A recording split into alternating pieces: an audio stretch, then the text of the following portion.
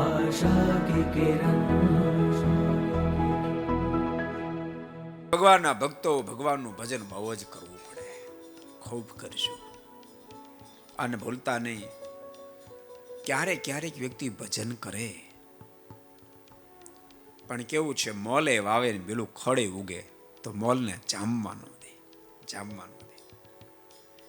કપાસ વાવ્યા પછી તમે આટો મારો નહીં જવાનો, જામી જાઓ કપા, માથા ઢક થાય. પછી વલ્લભભાઈ ઊંચા હાથ કરીને કપા વીણવો પડે પછી, કારણ જામ્યો બહુ હોય ને કપાસ.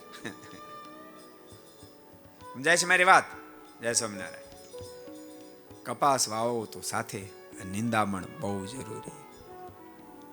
એમ ભક્તો ક્યારેક મુમુક્ષ બિચારા ભજન તો કરે, પણ જેમ ખેતરમાં થયેલું ઘાસ ખડ મોલને જામવા ન દે, એમ ભજનને જામવા ન દે. કામ ક્રોધ લોભ શ્વાસ ને માન ઈર્ષા એ જીવાત્માના ભજનને જામવા ન દે.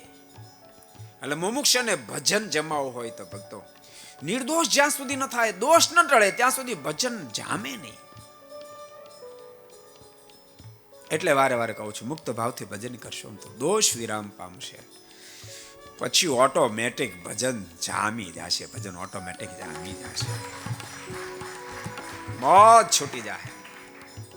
ये वीडियो आपको पसंद आया हो तो लाइक करें और शेयर करना मत भूलिए. सब्सक्राइब करें सरदार कथा चैनल को और बेल आइकॉन पर क्लिक करना मत भूलिए लेटेस्ट वीडियो सबसे पहले पाने के लिए.